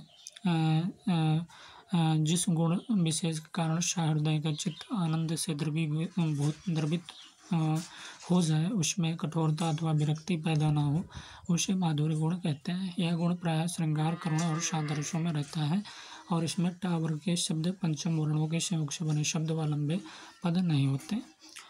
अगला क्वेश्चन है 119 की जहाँ शब्द भेद से एक ही बात दो बार कही जाए वह दोष क्या होता है? ग्राम्यत्व, दुष्क्रमत्व या पुनरुक्त्व या कष्टार्थत्व। तो जहाँ शब्द भेद से एक ही बात दो बार कही जाए वहाँ दोष होता है, सी पुनरुक्त्व। तो जहाँ शब्द भेद से एक ही बात दो बार कही जाए वहाँ पर रुक्त दोष होता है। उदाहरण शब को जानत तुम्हें सारे जगत जहान, शब को जानत तुम्हें सारे जगत जहान। स्पष्टीकरण है कि यहाँ जगत के बाद जहान का प्रयोग अनावश्यक रूप से करने से पुनरुक्ति दोष है। तो निम्नलिखित में से कौन सा छंद मात्रिक छंद है? चौपाई, इंद्रवज्रा, उपेंद्र वज्रा, मालिनी। तो कौन सा मात्रिक छंद है इनमें से? तो ये सही है, चौपाई जो है मात्रिक छंद है, चौपाई सब मात्रिक छंद है। इसमें 4 चरण होते हैं तथा प्रत्येक चरण में 16 मात्राएं होती हैं। चरण के अंत में जगड़ और तगड़ का आना वर्जित है। उदाहरण है कि बंदव गुरुपद पद में परागा, सुरुचि सुभाष सरसे अनुरागा। जबकि ये क्या है? चौपाई है। जबकि इंद्र वज्र, उपेंद्र वज्र तथा मालिनी सभी वर्णिक छंद हैं। जबकि इंद्र वज्र, उपेंद्र वज्र और मालिनी क्या है, सभी वर्णिक छंद है और मात्रिक छंद में चौपाई आएगा। इंद्र वज्र, उपेंद्र वज्र, मालिनी सभी वर्णिक छंद है। निम्नलिखित में से कौन सा अर्ध सम्मात्रिक छंद नहीं, तो बरबे, द्रुत, विलंबित, सोरठा, उल्लाला। तो इनमें से कौन सा अर्ध सम्मात्रिक छंद नहीं है, तो बी जो है द्रुत विलंबित जो है अर्ध सम्मात्रिक छंद नहीं है, बल्कि बरबे, सोरठा, उल्लाला ये सभी अर्ध सम्मात्रिक छंद हैं, वर्णिक छंद हैं। द्रुत विलंबित अर्ध सम्मात्रिक छंद नहीं, द्रुत विलंबित वर्णिक छंद है। द्रुत विलंबित क्या है, तो ये वर्णिक छंद है और अर्ध सम्मात्रिक छंद नहीं, बल्कि इसके प्रत्येक चरणों में जो है द्रुत विलंबित में 12-12 वर्णों पर यति होती है। इसमें क्रमशः एक नगण, 2 भगण और 1 रगण आते हैं, जबकि बरबे हो गया, सोरठा हो गया, उल्लाला तथा दोहा अर्ध सम्मात्रिक छंद होते हैं। ठीक है। निम्न में से शब्दालंकार कौन सा है भैया, उपमा, रूपक, यमक, उत्प्रेक्षा। तो यमक जो है अलंकार शब्दालंकार है। यमक क्या है, शब्दालंकार है, जहाँ पर शब्दों के द्वारा अलंकृत किया जाए या चमत्कृत किया जाए वहाँ पर शब्दालंकार होता है। शब्दालंकार के भेद हैं, पहला नंबर अनुप्रास, यमक और श्लेष। तो शब्दालंकार कौन सा है, तो यमक है। शब्दालंकार जहाँ पर शब्दों के द्वारा अलंकृत किया जाए या चमत्कृत किया जाए वहाँ पर शब्दालंकार होता है। शब्दालंकार के भेद, पहला नंबर अनुप्रास, यमक और श्लेष। ठीक है। 123 क्वेश्चन है कि कारण के अभाव में कार्य होने पर कौन सा अलंकार होगा। कारण के अभाव में कार्य के होने पर कौन सा विरोधाभास, विभावना, भ्रांतिमान, संदेह। तो विभावना होगा कि कारण के अभाव में कार्य होने पर विभावना अलंकार होता है। बिनु पद चले सुने बिनु काना, कर बिनु करम करे विधुनाना, आनन रहित सकल रस भोगी, बिनु बानी बकता बड़ जोगी। तो ये क्या है, विभावना अलंकार है। तो कारण के अभाव में कार्य का होने पर कौन सा अलंकार होता है, कारण के अभाव में कार्य का होने पर विभावना अलंकार होता है। समुद्र का पर्यायवाची इसमें से बताना है, नीरद, नीरद, नीरज, वारिद। तो समुद्र का पर्यायवाची बताना है हमें, तो इसका सही जवाब नीरद है। सही जवाब क्या है, नीरद। नीरद ही जो है समुद्र का पर्यायवाची शब्द है। समुद्र के अन्य पर्यायवाची शब्द कौन से हैं, तो सागर, नीरधि, पयोधि, उदधि, पारावार, नदीश, जलधि, वारिधि, निधि आदि। जो जबकि नीरज पानी का पर्यायवाची शब्द है तथा नीरद तथा वारिद बादल के पर्यायवाची शब्द हैं। तो नीरद समुद्र का पर्यायवाची शब्द और सागर, पयोधि, उदधि, पारावार, नदीश, जलधि, वारिधि, नीरनिधि आदि। नीरज क्या है, पानी का पर्यायवाची है नीरज और शब्द है, तथा नीरद तथा वारिद जो है बादल के पर्यायवाची शब्द है। उद्यम का विलोम क्या होगा, सफल होगा, असफल होगा, आलस्य या निद्रा। तो इसका सही जवाब सी होगा, उद्यम का आलस्य होगा विलोम। उद्यम का विलोम आलस्य होगा। दिए गए अन्य विकल्पों में से विलोम शब्द, सफल का असफल, निद्रा का जागरण। निद्रा का क्या होगा, जागरण होगा और रात का दिन होगा। यथासंभव में कौन सा समास है, तत्पुरुष, द्वंद्व, द्विगु, अव्ययी भाव। अव्ययी भाव है। यथासंभव में अव्ययी भाव समास, जिस समास का प्रथम पद अव्यय या उपसर्ग हो उसे अव्ययी भाव समास कहते हैं, जैसे यथाशक्ति, भरपेट आदि, ये सभी अव्ययी भाव समास है। सज्जन का संधि विच्छेद होगा, सच धन जन, सत धन जन, सज धन जन, साधन जन, सत धन जन बराबर सज्जन, भी सही है। यह व्यंजन संधि का उदाहरण, नियम, जब का चौथा तपा के बाद कोई स्वर या वर्ग का तीसरा या चौथा वर्ण हो, या अलावा आयतों का चौथा तपा अपने ही वर्ग का तृतीय वर्ण हो जाता है। वागीश का संधि विच्छेद क्या होगा, वाक धन ईस, वाक धन ईस, वाक धन ईस, ईस वाक धन ईस। तो ये सही है, वागीश का संधि विच्छेद वाक धन ईस होगा। यह व्यंजन संधि का उदाहरण है। 129 क्वेश्चन है कि जिस वस्तु या व्यक्ति के द्वारा भाव जगाए जाते हैं उसे क्या कहते हैं, अनुभाव, संचारी भाव, आलंबन, आश्रय। तो उसे क्या कहते हैं, आलंबन कहते हैं। जिस वस्तु या व्यक्ति के द्वारा भाव जगाए जाते हैं उसे क्या कहते हैं, तो आलम्बन कहते हैं। जिस वस्तु या व्यक्ति के द्वारा भाव जगाया जाता है उसे आलम्बन कहते हैं। आलम्बन के दो भेद होते हैं, पहला नंबर आश्रय होता है, दूसरा नंबर विषय होता है। 130 क्वेश्चन है कि उपेंद्र वज्रा छंद के एक चरण में कितने वर्ण होते हैं। उपेंद्र वज्रा छंद के एक चरण में कितने वर्ण होते हैं, तो 8 होता है, 11, 14 या 16। तो उपेंद्र वज्रा छंद के एक चरण में कितने वर्ण होते हैं भैया, 11 वर्ण होते हैं। इसके प्रत्येक चरण में जगण, तगण, जगण और दो गुरु वर्ण होते हैं। जैसे त्वमेव माता च पिता त्वमेव, त्वमेव बन्धो च सखा त्वमेव, त्वमेव विद्या द्रविणं त्वमेव, त्वमेव सर्वं मम देव देव।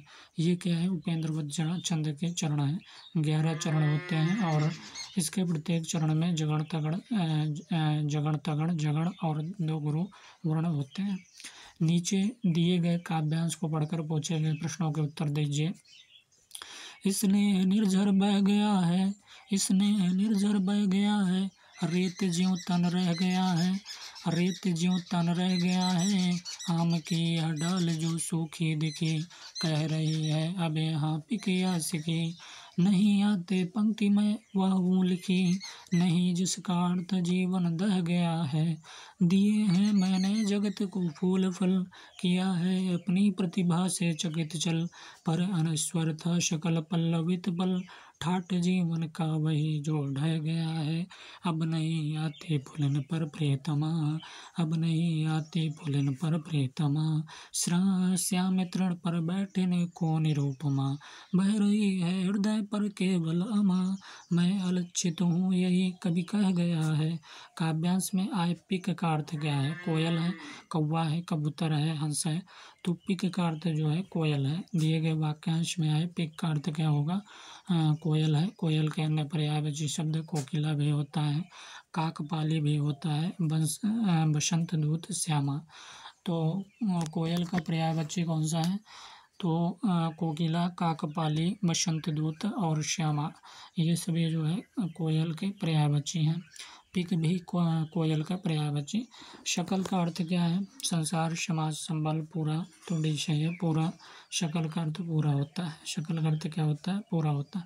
पुलिन का अर्थ पुल, पुलिया, नदी या तट है। तो तट है, पुलिन का अर्थ है तट होगा। और शकल का अर्थ क्या है, पूरा है। और पुलिन का अर्थ क्या है, तट है। स्नेह निर्झर में कौन सा अलंकार है, अनुप्रास, उपमा, रूपक, श्लेष। तो रूपक अलंकार है स्नेह निर्झर में।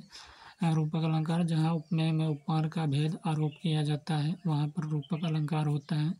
तो स्नेह निर्झर में कौन सा अलंकार, तो रूपक अलंकार है। पुल्लिंग का अर्थ तट है और शकल का अर्थ पूरा है। अगले क्वेश्चन की बात करेंगे तो अगला क्वेश्चन है काव्यांश का केंद्रीय भाव क्या है, तो उपलब्धियों का बखान, आत्मचिंतन, पश्चाताप या ग्लानि। तो बी सही है, आत्मचिंतन है। नीचे दिए गए गद्यांश को पढ़कर पूछे गए प्रश्नों के उत्तर दीजिए। प्रेम और श्रद्धा में अंतर यह है कि प्रेम स्वाधीन कार्यों पर उतना निर्भर नहीं। कह रहा है कि प्रेम और श्रद्धा में अंतर यह है कि प्रेम स्वाधीन कार्यों पर उतना निर्भर नहीं। कभी कभी किसी का रूप मात्र जिसमें उसका कुछ भी हाथ नहीं उसके प्रति प्रेम उत्पन्न होने के कारण होता है, पर श्रद्धा ऐसी नहीं है। किसी की सुंदर आँख या नाक देखकर उसके प्रति श्रद्धा नहीं उत्पन्न होगी, प्रीति उत्पन्न हो सकती है। प्रेम के लिए इतना ही बस है कि कोई मनुष्य हमें अच्छा लगे, पर श्रद्धा के लिए आवश्यक यह है कि मनुष्य किसी बात में बढ़ा हुआ होने के कारण हमारे सम्मान का पात्र होता है। श्रद्धा का व्यापार स्थल जो है विस्तृत है। प्रेम का एकांत प्रेम से घनत्व अधिक है। प्रेम का एकांत प्रेम में घनत्व अधिक है और श्रद्धा में विस्तार। किसी की सुंदर आँख देखकर उसके प्रति हो सकती है, तो ऐसे ये प्रीति दिए गए गद्यांश के अनुसार किसी की सुंदर आँख देखकर उसके प्रति प्रीति हो सकती है। किसी मनुष्य का अच्छा लगना किसके लिए पर्याप्त है, तो ये प्रेम के लिए दिए गए गद्यांश के अनुसार किसी मनुष्य का अच्छा लगना प्रेम के लिए पर्याप्त है। श्रद्धा के लिए जरूरी है कि मनुष्य हमारे सम्मान का पात्र है। निम्नलिखित में से कौन सा कथन गलत है, श्रद्धा का व्यापार स्थल विस्तृत है, प्रेम का व्यापार स्थल एकांत होता है, प्रेम में घनत्व अधिक है, श्रद्धा में विस्तार कम है। तो डी सही है कि श्रद्धा में विस्तार कम है, ये गलत है। श्रद्धा का व्यापार स्थल विस्तृत है, प्रेम का व्यापार स्थल एकांत होता है। प्रेम में घनत्व अधिक है और श्रद्धा से विस्तार अधिक। गद्यांश का सर्वाधिक उपयुक्त शीर्षक होगा श्रद्धा और प्रेम, श्रद्धा प्रेम और श्रद्धा भक्ति। तो श्रद्धा और प्रेम जो है शीर्षक जो है उपयुक्त होगा। अगला नीचे दिए गए काव्यांश को पढ़कर पूछे गए प्रश्नों के उत्तर दीजिए। तो श्वानों को मिलता दूध भात, श्वानों को मिलता दूध भात, भूखे बालक अकुलाते हैं। श्वानों को मिलता दूध भात, भूखे बालक अकुलाते हैं। माँ की हड्डी से चिपक ठिठुर जाड़ों की रात बिताते हैं। श्वानों को मिलता दूध भात, भूखे बालक अकुलाते हैं। माँ की हड्डी से चिपक ठिठुर जाड़ों की रात बिताते हैं। युवती के लज्जा वसन बेच जब ब्याज चुकाए जाते हैं। मालिक जब तेल फुलेलों पर पानी सा द्रव्य बहाते हैं। पापी महलों का अहंकार देता मुझको तब आमंत्रण। झन झन झन झन झन झन झन झन झनन झनन झनन झनन। तो श्वानों को मिलता दूध भात, भूखे बालक अकुलाते हैं। माँ की हड्डी से चिपक ठिठुर जाड़ों की रात बिताते हैं। युवती की लज्जा वसन बेच जब ब्याज चुकाए जाते हैं। मालिक जब तेल फुलेलों पर पानी सा द्रव्य बहाते हैं। पापी महलों का अहंकार देता मुझको तब आमंत्रण। झन झन झन झन झन झन झनन झनन झनन। तो श्वान का आशय क्या है? श्वान स्वजन है, कुत्ता है, पशु है या बंदर है, तो ये कुत्ता होगा। श्वान का आशय कुत्ता है। श्वान के अन्य पर्यायवाची शब्द जो है कुकुर है आदि हैं। दिए गए अन्य विकल्पों पर है पशु का पर्यायवाची पशु का जानवर, जीव, वन्य प्राणी, जानवर, जीव, वन्य प्राणी। बंदर का वानर, मरकट, कपि और शाखामृग। और स्वजन का क्या होगा? अपने परिवारीजन, सगे संबंधी। बालकों के अकुलाने के कारण क्या है? भूख, प्यास, बीमारी, गर्मी। तो भूख है, ये सही है। बालकों के अकुलाने के कारण क्या है? भूख है। वसन का अर्थ क्या है? आभूषण, घर, वस्त्र, व्यसन। तो सी सही है, इसका सी सही है, वस्त्र है। वसन का अर्थ है वस्त्र। वसन के अन्य पर्यायवाची शब्द अंशुष्क होगा, परिधान होगा, पट, चीर आदि। तो वस्त्र का वसन होगा और अंशुष्क होगा, परिधान, पट, चीर आदि। दिए गए अन्य विकल्पों के पर्यायवाची शब्द निम्न है। आभूषण की बात करें तो अलंकार, जेवर, गहना, ये आभूषण के पर्यायवाची हैं। घर का आवास, गृह, निवास, आलय, निलय। व्यसन का दुराचरण, नशा, मदिरापान और मद्यपान, ये सभी व्यसन के पर्यायवाची हैं। 144 क्वेश्चन है कि लज्जा वसन में कौन सा अलंकार अनुप्रास, यमक, उपमा, रूपक।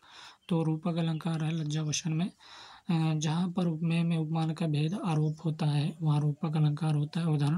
उदाहरण अगर देखें तो पायो जी मैंने राम रतन धन पायो। पायो जी मैंने राम रतन धन पायो, ये क्या है? रूपक अलंकार है। काव्यांश में किसके प्रति जो है घृणा का भाव है? श्वानों के प्रति, बालक के प्रति, युवती के प्रति, धनिकों के प्रति। तो डी सही, धनिकों के प्रति। वाक्य काव्यांश में धनिकों के प्रति घृणा का भाव है। उक्त काव्य पंक्ति जो है विपथगा शीर्षक कविता में संकलित है। उक्त काव्य पंक्ति कहाँ से ली गई? विपथगा शीर्षक का कविता में संकलित है। और इसके लेखक कौन है? राष्ट्रकवि रामधारी सिंह दिनकर हैं। और इनके द्वारा रचित अन्य कविताएं हैं रेणुका, अहंकार, रसवंती, कुरुक्षेत्र, श्यामधेनी, बापू, द्वंद्वगीत आदि। नीचे दिए गए गद्यांश को पढ़कर पूछे गए प्रश्नों को उत्तर दीजिए। जिसे हम आलंबन कहते हैं वह वास्तव में कवि की अपनी अनुभूति का संवेद रूप है। उसके साधारणीकरण का अर्थ है कवि की अनुभूति का साधारणीकरण, जो भट्टनायक और अभिनवगुप्त का प्रतिपाद्य है। अतएव निष्कर्ष यह निकला है कि साधारणीकरण जो है कवि की अपनी अनुभूति का होता है। अर्थात जब कोई व्यक्ति अपनी अनुभूति को इस प्रकार अभिव्यक्त कर सकता है कि वह सभी के हृदयों में समान अनुभूति जगा सके, तो पारिभाषिक शब्दावली में हम कहते हैं कि उसमें साधारणीकरण की शक्ति वर्तमान है। अनुभूति सभी में होती है, सभी व्यक्ति इसे यत्किंचित व्यक्त भी कर लेते हैं, परंतु साधारणीकरण करने की शक्ति सब में नहीं होती। इसलिए तो अनुभूति और अभिव्यक्ति के होते हुए सब कवि नहीं होते। कवि वह होता है जो अपनी अनुभूति का साधारणीकरण कर सके, दूसरे शब्दों में जिसे लोक हृदय की पहचान हो। तो 146 क्वेश्चन है कि जिसे हम आलंबन कहते हैं वह उसकी अनुभूति का संवेद रूप है, कविता की कवि की, पाठक की, सहृदय की। तो कवि की, जिसे हम आलम्बन कहते हैं, वह कवि की अनुभूति का संवेद है। 147 क्वेश्चन है कि उसके साधारणीकरण का अर्थ है अर्थ में प्रयुक्त उसके का आशय है स्थायी भाव, आश्रय, आलम्बन, उद्दीपन। तो उसके साधारणीकरण का अर्थ है में प्रयुक्त उसके आशय, तो सी है आलम्बन। गद्यांश के अनुसार उसके साधारणीकरण का अर्थ है में प्रयुक्त उसके का आशय जो है आलम्बन है। गद्यांश में प्रतिपाद्य के संदर्भ में किस आचार्य का उल्लेख है? भट्टनायक, भट्टलोलट, भट्टशंकुक, आनंदवर्धन। तो भट्टनायक है। गद्यांश में प्रतिपाद्य के संदर्भ में जो है भट्टनायक का आचार्य भट्टनायक तथा अभिनवगुप्त का उल्लेख है। कवि वह होता है जो अपने भाव के व्यक्त करने में समर्थ हो, अच्छी भाषा का प्रयोग करता हो, अपने विचारधारा का प्रसार कर सके, अपनी अनुभूति का साधारणीकरण कर सके। तो डी है, अपनी अनुभूति का साधारणीकरण कर सके, कवि वह होता है। गद्यांश का उपयुक्त शीर्षक क्या होगा? तो गद्यांश का अगर उपयुक्त शीर्षक देखें तो रस होगा, साधारणीकरण, आलम्बन या लोक हृदय। तो गद्यांश का उपयुक्त शीर्षक जो होगा यह साधारणीकरण होगा। उपयुक्त गद्यांश के अनुसार गद्यांश का उपयुक्त शीर्षक क्या होगा? साधारणीकरण होगा।